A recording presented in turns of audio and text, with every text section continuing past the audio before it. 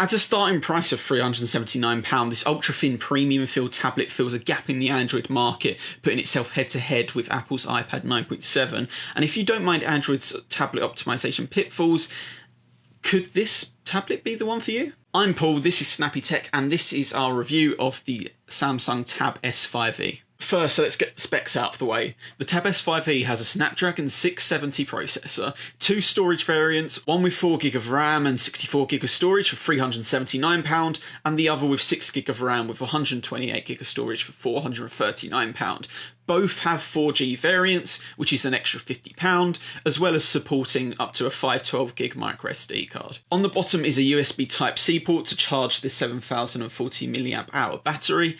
There is a 10.5-inch 2560 by 1600 resolution SAMOLED display, which scores an impressive 81.6% screen-to-body ratio with the minimum side bezels. Security for the device is dealt with by the side-mounted fingerprint sensor, as well as the facial recognition, which sadly just uses the selfie camera. However, it is a nice touch nonetheless. Speaking of the selfie camera, it is an 8-megapixel camera, with on the rear you have a 13-megapixel camera, which has a significant bump, which is probably due to the thinness of the device, but it still manages to support 4K video at 30 FPS. Last but not least, on the top and the bottom of the device, you will find the 4 AKG speakers with Dolby Atmos. Thanks to those 4 AKG speakers, Dolby Atmos is able to imitate speakers placed all around you. The S5e is able to use this technology very well, even causing me frights when I'm just casually watching a video, forgetting that the surround sound on and hearing something coming from behind me. Yeah, that's a bit freaky. Even without Dolby Atmos content, the speakers are still loud at their highest volume and sound great listening to TV and movies. However, for the music lovers out there, I would certainly suggest going into the settings and changing your sound profile. If your primary use for the tablet is media consumption, then you are in for a treat.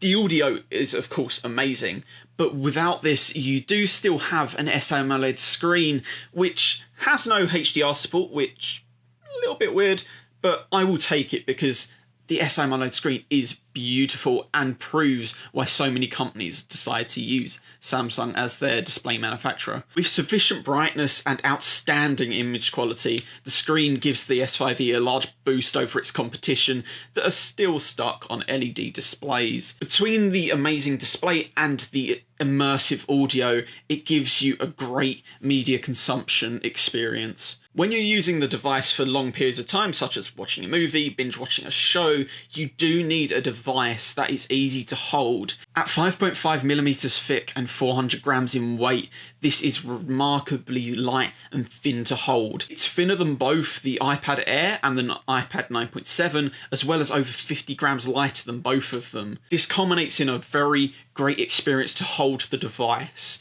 and it made me slightly guilty feeling to put a case on such a beautiful work. This thinness does come with some slight drawbacks, as they did have to drop the 3.5mm headphone jack. However, I guess this is a compromise that I'm okay with. They still managed to maintain the premium feel thanks to the metal back and sides of the device. A feature of the S5e that is usually reserved for the more premium devices such as the iPad Pro is the very minimal bezels around the screen. If they'd went any thinner, then you wouldn't have anything to hold on to, which is a concern on such a big device. However, the thinness of the bezels does give it a more premium look, as well as a more immersive experience. And that's all for half the price of the £769 iPad Pro. At 7040 mAh, the battery capacity isn't terrible, but it's still a whopping 1787 mAh behind the iPad 9.7. In fact, to preserve the lifespan of the battery, you can go into the settings and limit the device to 85% charge, as after this percentage is where you do the most wear to the battery. Despite this self-imposed limit, I still managed to get a consistent 7 hours of screen on time, mostly from watching YouTube, Netflix, and playing some light mobile games. This is a reasonable amount of screen on time, especially considering there's 15% of the battery missing. However, I think it may be a little bit lacking. Now for some drawbacks.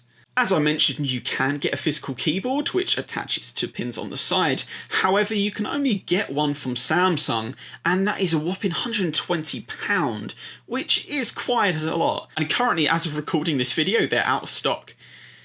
If you do still want a keyboard for it, you will be needing to get a Bluetooth one with a generic case, and that isn't real ideal, and it does actually ruin what is quite a brilliant and thin design to then add a bulky keyboard. As previously mentioned, the device includes a Snapdragon 670. Yes, this is enough for most use cases. However, if you are someone that likes to connect a Bluetooth controller to the device and then play PUBG, Fortnite, whatever you wish to play, then you may experience some slowdowns during that. And though it would be useful to have the extra horsepower for the future, I guess I can still live with the 670. And another little quirk with the device, which we presume is a certification issue, Netflix only runs at 720p, despite the device being able to support up to 1440p on apps such as YouTube.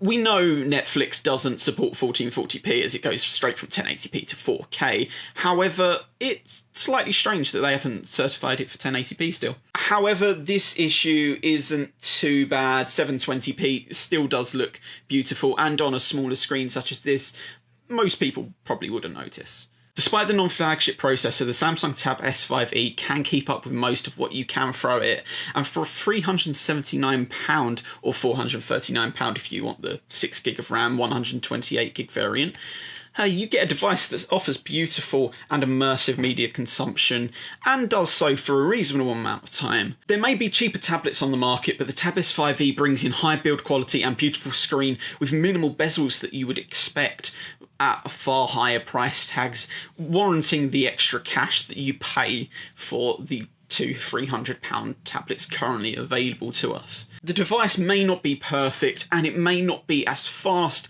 as you could get it. However, I am willing to make these trade-offs for the price tag, and it was a good enough device to actually warrant me paying my own money for it. So if you liked the video, don't forget to hit the subscribe button, the like button, the share button, and all of those other cool buttons. There'll be a video up there for your viewing consumption, and another video up there for your other viewing consumption.